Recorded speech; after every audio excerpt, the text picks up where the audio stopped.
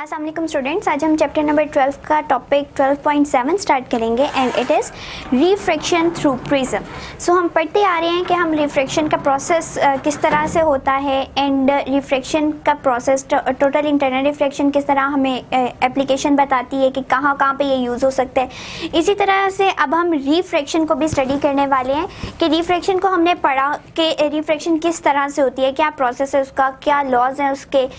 तो अब हम उसको प्रिज्म में देखना चाह रहे हैं कि प्रिज्म के अंदर रिफ्रैक्शन का प्रोसेस किस तरह से होता है, क्योंकि हम प्रिज्म को बहुत जगहों पे यूज़ करते हैं, तो इसलिए हम प्रिज्म में देखना चाहते हैं कि रिफ्रैक्शन का प्रोसेस किस तरह से हो रहा है। ठीक है, तो पहले तो हम देख लेते हैं कि रिफ्रैक्शन क्या होती है। रिफ्रैक्शन इस तरह से है कि जब हम एक लाइट की रे को किसी दूसरे मीडियम पे फॉल करवाते हैं तो वो पास आउट कर जाती है इस तरह से कि थोड़ी सी बेंड कर जाती है अपने ओरिजिनल पाथ से। ठीक है, सो ये जो बेसिकली हमारे पास बेंडिंग ऑफ लाइट वेव है when the light travel from one medium to another, this is called the refraction. ठीक है, तो हमारा जैसे मीडियम चेंज होगा लाइट ट्रेवल तो कर जाएगी लेकिन अपने ओरिजिनल पोजीशन से थोड़ा सा हट जाएगी, बेंड कर जाएगी। तो ये प्रोसेस होता है हमारे पास रिफ्रैक्शन का थ्रू प्रिज्म। इसका मतलब है अब हमने कोई ग्लास स्लैब वगैरह नहीं रखनी रिफ्रैक्शन के प्रोसेस के लिए, बल्कि हमने क्या रखना है, एक प्रिज्म रखना है एंड प्रिज्म के अंदर से हम लोगों ने रिफ्रैक्शन का प्रोसेस स्टडी करना है। सो अब हम देख लेते हैं कि प्रिज्म क्या होते हैं।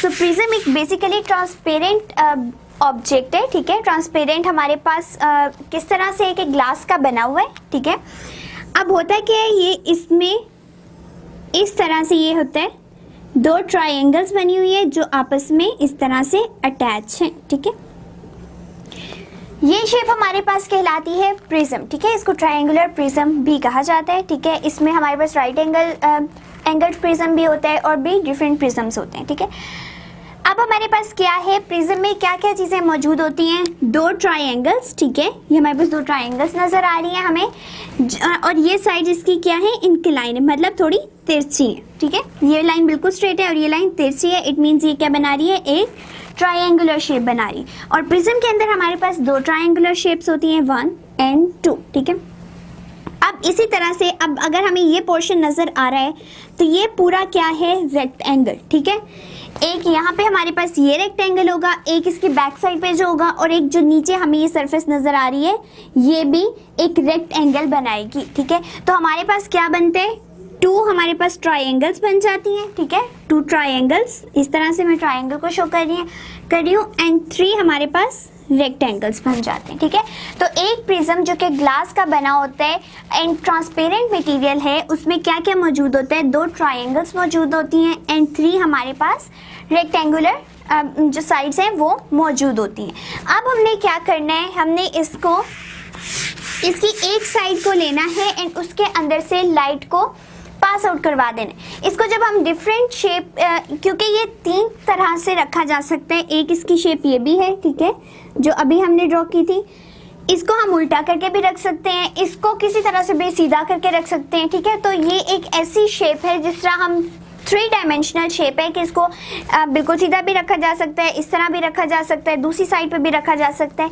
तो अब जिस रुख पे हम रख के, जिस डायरेक्शन में हम इसको रख के लाइट को ट्रैवल करवाते हैं, वही चीज़ डिपेंड करती है कि हम इस प्रिज्म का क्या नाम रखते हैं। ठीक है, लेट सपोज अगर इस तरह से हमने प्रिज्म को रखा है तो ये क्या बना रहा है, 90 डिग्री का एंगल, तो क्या बन जाएगा, ये राइट एंगल्ड प्रिज्म। ठीक है, तो अब हमने इसको किस तरह से रखना है, हमारे केस में जो रिफ्रैक्शन थ्रू प्रिज्म है उसमें हमने टॉपिक में इस तरह से इसको रखना है। ठीक है, बिल्कुल इसके फ्रंट साइड को हमने ले लिया। ठीक है, एक ट्रायंगल है जिसके एक साइड को हमने मेंशन कर दिया। ठीक है, अब हम कहते हैं कि इसके अंदर से लाइट पास आउट हो रही है। ठीक है, क्योंकि ग्लास का मटेरियल है, ग्लास में से लाइट पास कर जाती है। ठीक है, लेकिन किस तरह से पास करती है कि वो अपने पाथ से थोड़ी सी बेंड कर जाती है, वही हमारा क्या कहलाता है, रिफ्रैक्शन कहलाता है।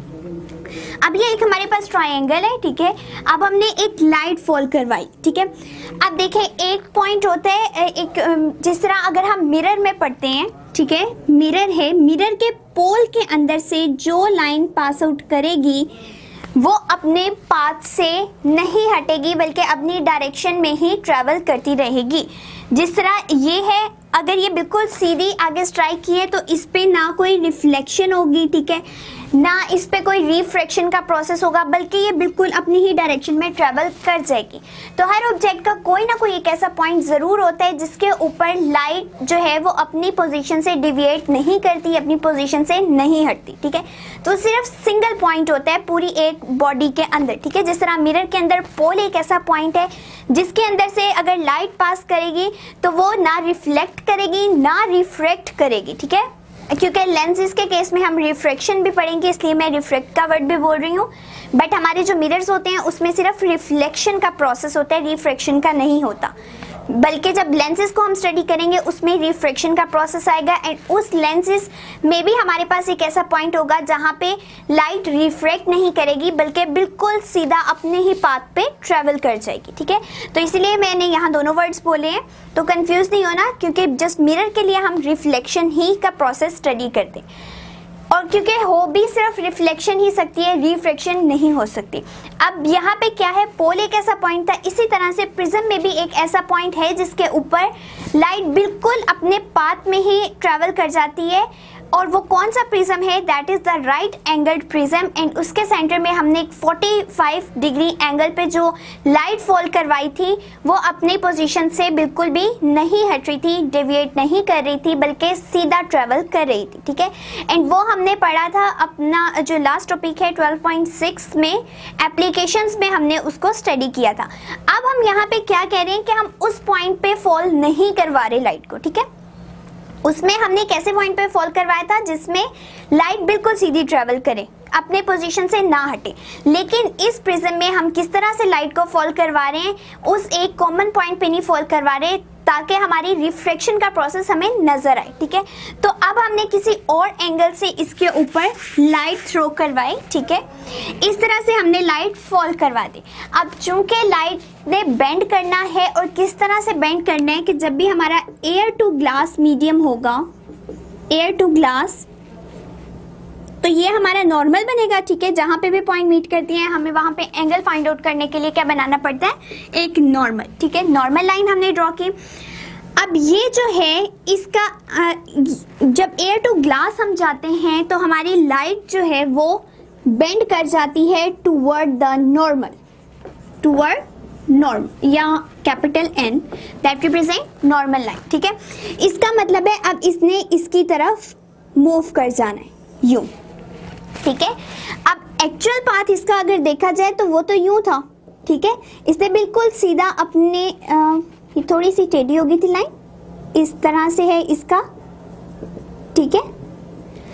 इसने यूं ही बिल्कुल सीधा जाना था, लेकिन क्या हुआ, यहाँ पे रिफ्रैक्शन का प्रोसेस हो गया एंड नॉर्मल की तरफ हमारी लाइन या लाइट रे जो है वो बेंड कर चुकी है, ठीक है। तो जब भी हमने एयर से ग्लास में आना है, हमारी जो लाइट है, लाइट की रे है वो always bend toward the normal, ठीक है। अब जहाँ पे ये मीट किया वहाँ पे अगेन हम एक नॉर्मल पॉइंट ड्रॉ करेंगे, ठीक है।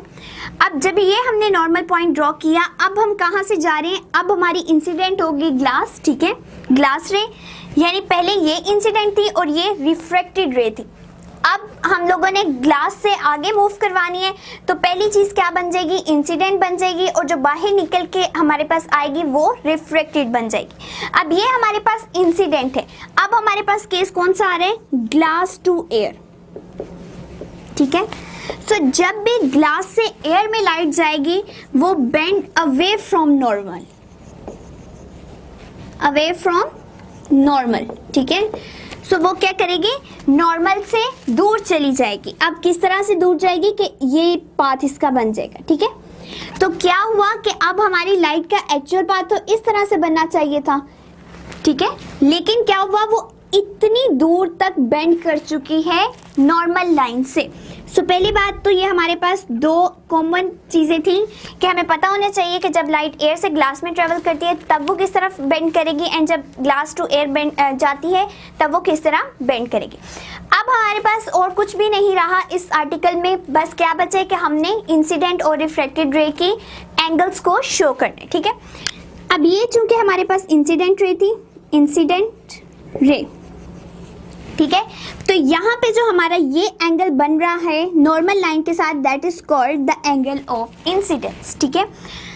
अब चूंकि ये हमारी रिफ्रैक्टेड रे है, तो इस रिफ्रैक्टेड रे के साथ ये जो नॉर्मल का एंगल बनेगा वो क्या कहलाएगा, एंगल ऑफ रिफ्रैक्शन। ठीक है, अब ये क्या बन गया है हमारा, एंगल ऑफ रिफ्रैक्शन। अब इस पॉइंट तक तो ये एंगल ऑफ रिफ्रैक्शन था, ठीक है, जब हमारी A2 ग्लास लाइट एंटर कर चुकी। अब हम इस केस को ले रहे हैं कि ग्लास से, कि हमने इस केस को छोड़ देना, इस केस को डिस्कस करेंगे कि ग्लास से एयर में जा रही। तो ये हमारी क्या बन जाएगी, यहाँ पे हमारी हो जाएगी इंसिडेंट रे के तौर पे ये एक्ट करेगी। ठीक है, तो ये एंगल ऑफ इंसिडेंस हो जाएगा एंड ये हमारा क्या बन जाएगा, एंगल ऑफ रिफ्रैक्शन। ठीक है, ये जो हम साइन साथ लगाते हैं दैट रिप्रेजेंट एंगल। ठीक है, सो ये हमारी एंड एंगल ऑफ रिफ्रैक्शन बनेगा। ठीक है, नॉट रिफ्लेक्शन। सो ये हमारा क्या बन गया, एंगल ऑफ रिफ्रैक्शन। अब हमने देखना क्या है कि अगर सिर्फ इस लाइन को देखें तो ये तो बिल्कुल सीधी ट्रैवल करी थी। इसी तरह अगर इसको भी बैकवर्ड ड्रॉ किया जाए तो इसका एक्चुअल पाथ इस तरह से बन रहा था, लेकिन वो भी क्या कर रही है, अपने पाथ से डिविएट कर रही है। इसका मतलब है यहाँ पे ये जो दोनों के दरमियान एंगल बनेगा that is D, which is called angle of deviation.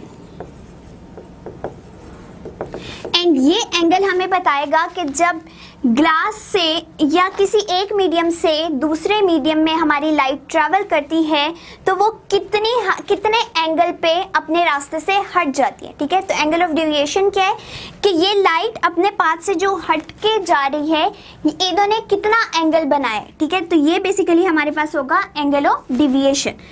इसी तरह से अब हमारे पास जो ये प्रिज्म है, सिंपल अगर हम प्रिज्म को देखें तो ये जो हमारे पास दो लाइंस के दरमियान ये जो एंगल बन रहे हैं बेस लाइन के बिल्कुल सामने, that is called angle of prism, angle of prism.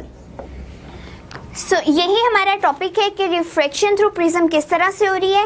And हमने देख लिया कि जब हम इंसिडेंट रे को फॉल करवाते हैं एंड हम दो जो मीडियम डिस्कस कर रहे हैं अभी वो है हमारे पास A2 ग्लास, तो हमारी लाइट बेंड कर गई टूवर्ड द नॉर्मल। ठीक है, तो नॉर्मल बेंड करने की वजह से ये बिल्कुल बेस लाइन के पैरेलल हो चुकी है। ठीक है, ये बेस है एंड ये हमारी लाइट रे आ चुकी है।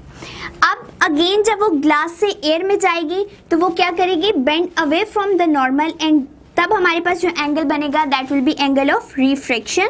एंड अगर हम दोनों लाइट्स को थोड़ा बैकवर्ड ड्रॉ करें तो हमारे पास एक और एंगल आ जाता है which is angle of deviation, जो हमें बताता है कि जब लाइट एक मीडियम से दूसरे मीडियम में ट्रैवल करती है तो वो किस एंगल तक अपने रास्ते से हट सकती है। एंड जो हमारी बिल्कुल बेस के सामने दो जो साइड्स मिल रही होती हैं उनके दरमियान का एंगल कहलाता है एंगल ऑफ प्रिज्म। सो ये था हमारा topic about the refraction through prism.